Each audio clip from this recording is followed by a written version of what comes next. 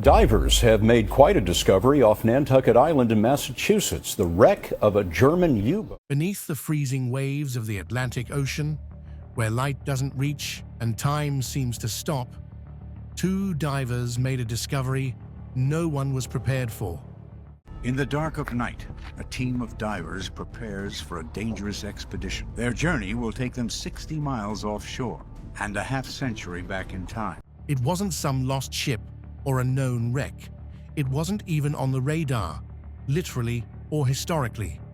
Instead, it was a submarine. Not just any U-boat, but one that wasn't supposed to be there at all. No official record, no confirmed sinking, no memorial. What was it then? A massive steel monster lying silent on the ocean floor, undisturbed for almost 50 years. And when they went inside, it wasn't rusted machinery or empty compartments that shocked them. It was what the wreck preserved, perfectly, chillingly, like a tomb frozen in time. Plates were still on the tables, gloves in lockers, a mirror that might have held someone's final glance. This is the story of the infamous German World War II U-boat 869. The submarine was real, and what was sealed inside will stay with you for a very long time. The myth of U-869. During World War II, Germany's U-boats were the terror of the seas. Sleek, silent, and armed to the teeth, they were built to hunt Allied ships with deadly precision. And among the most advanced of them was U-869. This wasn't just a submarine, it was a deep-diving war machine. Nearly 250 feet long, equipped with 6 torpedo tubes and powered for long-range patrols. U-869 belonged to the elite Type 19C/40 class, designed to travel farther, hit harder, and vanish without a trace. In late 1944, U-869 received its mission to patrol the waters near the Strait of Gibraltar, one of the most heavily watched choke points in the Atlantic. With tight waters and constant Allied surveillance, the assignment was risky, but for a vessel like U-869, it was business as usual. Then came February 1945. A U.S. Coast Guard cutter operating near Gibraltar reported engaging and sinking a German submarine. With no visual confirmation, no wreckage recovered, and no follow-up investigation, military officials assumed it had to be U-869. They closed the case, stamped it in the war logs, and moved on. For decades, that was the accepted story. No one questioned it, not the US Navy, not German war historians. U-869 was just another line in a long list of wartime losses. But there was one major problem that no one even noticed for a very long time. They had gotten the location and the story completely wrong. 2 divers, 1 mystery. Fast forward to the summer of 1991, more than 4 decades after U-869 had supposedly vanished near Gibraltar. Bill Nagel, a shipwreck diver, heard from a fishing boat captain about a shipwreck just off the coast of New Jersey. He was interested and took the mission on himself to discover what kind of wreck was hiding in there. He took 2 amateur divers, John Chatterton and Richie Kohler, with him, and together they started a mission that would change history for good. All of them were experienced technical divers, the kind who voluntarily plunge hundreds of feet below the surface into dark, freezing water for the chance to explore forgotten ships. And this was their time to shine. At first, it was believed that it was a shipwreck, but things were different here. The wreck was a long, narrow object lying roughly 60 miles offshore. The signature was strange. It was too smooth, too symmetrical, too intact. Definitely not a fishing trawler or a cargo ship. Whatever it was, it didn't match any of the hundreds of wrecks documented off the Jersey coast. And yet, sitting beneath 230 feet of Atlantic water was a massive steel vessel that no one could identify. What they had found didn't just defy records, it defied logic. The ghost sub. No one expected. Curiosity turned into obsession. Nigel, Chatterton, and Kohler geared up and dove in. Their descent took them into the pitch-black silence of the Atlantic, 230 feet below the surface, a depth where mistakes can kill and visibility is a luxury. The water was bone-chilling, the current was unforgiving, and the wreck was tangled in layers of fishing nets and silt. Once they reached the wreck, the structure was massive, long, curved, and unmistakably a submarine. But it had no name, no hull number, no country of origin, no identifying insignia. Every clue that would normally tell them what this wreck once was had been stripped away or erased by time. It didn't fit any known profile of the wrecks catalogued in the area. No records of a sub lost off the Jersey coast. No mentions in naval logs. It was as if this thing had fallen off the face of the earth. They surfaced with more questions than answers. And so, the divers gave it a nickname, Yoo-Hoo. It became their white whale. Over the years that followed, they went back again and again, risking their lives to peel back the mystery, one dangerous dive at a time. They didn't know what it was, but they knew it mattered, and eventually, the wreck would start to reveal its secrets. A knife that changed everything. It took years of perilous dives, meticulous research, and blind faith. But then, it happened. On one dive, tucked deep inside the wreck, Chatterton and Kohler found something small, ordinary even, a butter knife. But this wasn't just any knife. Etched along the handle was a name, Horenberg. It was the kind of item no one fakes, no one fabricates. A personal artifact, intimate, unremarkable, and yet undeniable. The divers surfaced with it and began digging. Eventually, they traced the name to a real person, Georg Horenberg, a crew member of U-869. The connection lit up everything. Records from German archives matched his name to the roster of U-869's final mission. From there, it snowballed. Engine part serials, control gauges in German, and layout schematics. Every clue confirmed it. The sub off the Jersey coast wasn't some mystery wreck anymore. It was the U-869. The same U-boat that the US Navy claimed had been sunk near Gibraltar. The same sub that had been declared lost 3,000 miles away. And just like that, everything everyone thought they knew was wrong. The emotional impact was immediate. For Chatterton and Kohler, it was a vindication of years of risk. For historians, it was a revelation. For the families of the lost crew, it was closure they never saw coming. U-869 had been found, but its story was just beginning. The survivor who wasn't on board.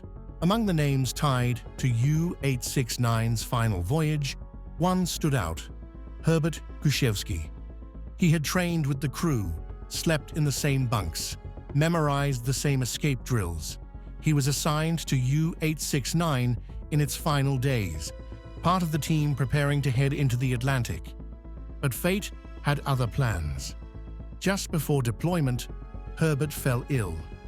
He was pulled from the mission at the last minute, a small twist of timing that saved his life.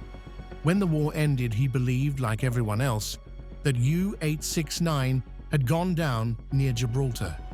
He had no reason to think otherwise. Then, nearly 50 years later, the phone rang. On the other end were two American divers. They had found a wreck and a name, Horenberg, a crewmate Herbert had trained with, lived with, and mourned long ago. When they showed him the knife, Herbert didn't hesitate. He remembered Horenberg. The shock hit hard. Everything he'd believed about his lost crew had been wrong. They hadn't died in the Mediterranean. They'd gone down just off the US coast, thousands of miles away from where history had placed them. Though Herbert never sought attention or headlines, he quietly helped the divers from behind the scenes. His memory filled in details no archive could. His first-hand accounts added clarity to a decades-old enigma. A World War II time capsule. As Chatterton and Kohler dove deeper into the wreck, it stopped feeling like an expedition. It started to feel like trespassing on someone's memory. Inside the submarine, the Atlantic had preserved more than rusted metal. It had locked time in place. The crew quarters were cramped and quiet. Bunks, stacked like coffins, still held rotting bedrolls. Some had books beside them, pages warped but still legible, as if someone had been reading before the lights went out. In the mess hall, plates were still laid out. A single tin of rations sat on the table, untouched. Utensils had spilled across the floor, frozen mid-motion. In the moment, everything stopped. There were no skeletons, but everything else remained. What really sank U-869? Finding the wreck solved one mystery, but it opened a much bigger one. What actually sank U-869? The records were wrong, the location was off, the story was incomplete. So, how did this massive submarine end up 3,000 miles from where it was supposedly destroyed? There are three main theories, and each one carries its own twist. The first is the most chilling, which is the Circle Runner theory. This theory suggests that U-869 was sunk by its own torpedo, a malfunction known during the war. Instead of traveling toward a target, the torpedo would veer off in a wide arc and come right back. A steel shark with a broken compass.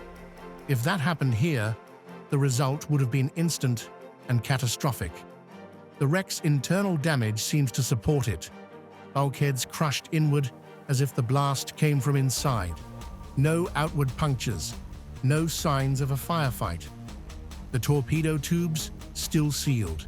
They may have launched one test round, only to be caught in its deadly loop.